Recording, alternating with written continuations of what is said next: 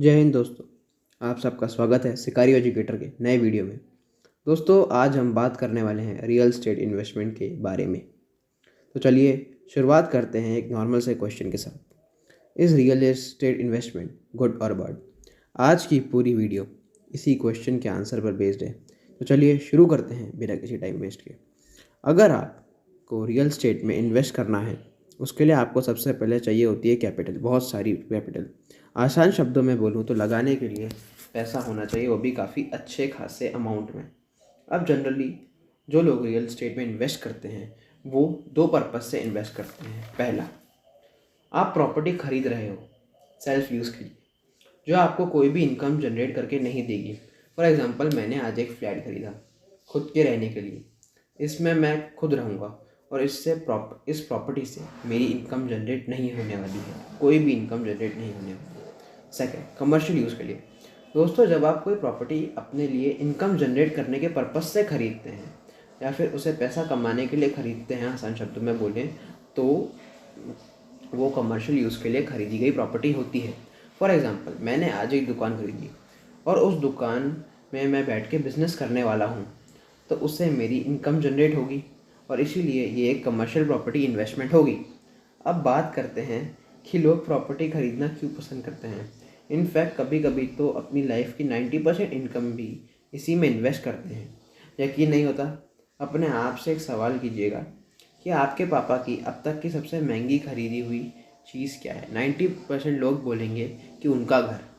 कोई business family से आता होगा तो वो बोलेगा कि दुकान या फैक्ट्री या गोडाउन। ऐसे तो कमर्शियल प्रॉपर्टीज़ की लिस्ट तो बहुत लंबी है। इसका रीज़न है कि इंडिया में रियल एस्टेट इन्वेस्टमेंट काफ़ी सिक्योर माना जाता है। फॉर एग्ज़ाम्पल, मेरे पास आज 1 करोड़ रुपए हैं।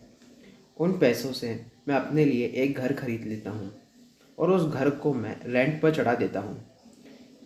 इससे मुझे 3 फ़ायदे होंगे। सबसे पहले तो समाज में मेरी एक इज़्ज़त बन जाएगी कि हाँ भाई, खुद का घर खरीद लिया है। सेकंड, उसके बाद अगर मैंने उस घर को रेंट पर चढ़ा दिया तो मेरी हर मंथ एक फ़िक्स्ड इनकम जनरेट होने लग जाएगी।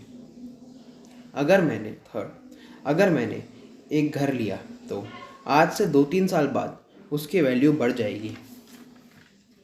और ऐसा भी हो सकता है कि मेरे घर की वैल्यू जस्ट डबल हो जाए, मतलब आज जितने में लिया है 3 साल बाद उसके डबल अमाउंट में बिकेगा। यह है प्रॉपर्टी की पावर और इसलिए इंडिया में प्रॉपर्टी इन्वेस्टमेंट काफ़ी सिक्योर माना जाता है। अब बात करते हैं कुछ ऐसे फैक्टर्स के बारे में जिनसे प्रॉपर्टी की वैल्यू डिटरमाइन होती है। दोस्तों, फॉर एग्ज़ाम्पल, 2015 में मैंने मुंबई सिटी में एक प्लॉट खरीदा 5 करोड़ रुपए में। 2019 तक उसकी वैल्यू 10 करोड़ हो गई। फिर उसके बाद 2023 तक उसकी वैल्यू बढ़कर 11 करोड़ 50 लाख हो गई। अब आप बोलेंगे कि 2015 से 2019 तक प्रॉपर्टी की वैल्यू 5 करोड़ से बढ़ गई, मतलब 5 करोड़ से सीधा 10 करोड़ हो गई, और 2019 से 2023 तक प्रॉपर्टी की वैल्यू सिर्फ 1.5 करोड़ से ही बढ़ी। दोस्तों, इसका एक रीज़न है।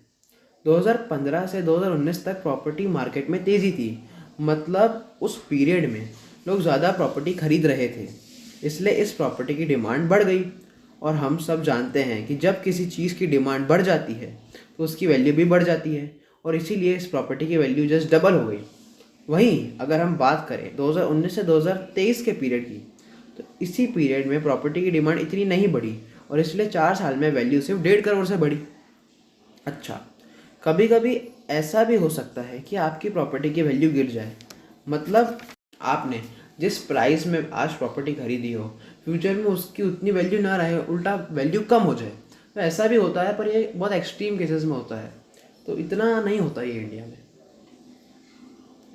तो ये मैंने कुछ रियल लाइफ एग्जांपल से आपको सारे फैक्टर्स एक्सप्लेन कर दिए। चलो दोस्तों, अब बात करते हैं रियल एस्टेट एजेंट या फिर ब्रोकर के बारे में। दोस्तों, फॉर एग्जांपल, आज आपको कोई प्रॉपर्टी बेचनी है पर आप कहीं जॉब करते हो, आपकी रीच ज़्यादा बायर्स तक नहीं है और आप अपनी प्रॉपर्टी का बेस्ट प्राइस लेना चाहते हो, तो फिर आप इनके पास जा सकते हैं। यह आपके लिए आपकी प्रॉपर्टी का बेस्ट बायर ढूंढ लेंगे और बदले में आपसे कमीशन लेंगे। जनरली इनका कमीशन आपकी प्रॉपर्टी की वैल्यू का 1% या 2% होता है। दोस्तों, चलिए अब बात करते हैं कि आप रियल एस्टेट सेक्टर में पैसे कैसे कमा सकते हैं। How to earn money in real estate sector. एक रियल स्टेट एजेंट या ब्रोकर बनकर। दोस्तों, अगर आप रियल स्टेट सेक्टर में घुसना चाहते हैं और आपके पास ज़्यादा कैपिटल नहीं है इन्वेस्ट करने के लिए, तो फिर आप रियल स्टेट एजेंट बन सकते हैं। अगर आप इस चीज़ में सक्सेसफुल हुए तो आप काफ़ी अच्छे खासी इनकम जनरेट कर सकते हैं। मैंने बहुत सारे रियल स्टेट एजेंट देखे हैं जो करोड़ों में कमाते हैं। बस राइट टाइम पे राइट डील ग्रैब करनी आनी चाहिए। सारा दिमाग का खेल है बस। Second, real estate investment. दोस्तों, फॉर एग्जांपल आज आपने एक घर खरीद लिया और उसे रेंट पर चढ़ा दिया। हो गई ना आपकी हर महीने एक पैसिव इनकम जनरेट। ये आपकी इन्वेस्टमेंट का रिटर्न है। अच्छा, सेकंड एग्जांपल, चलिए ये तो हो गई घर की बात।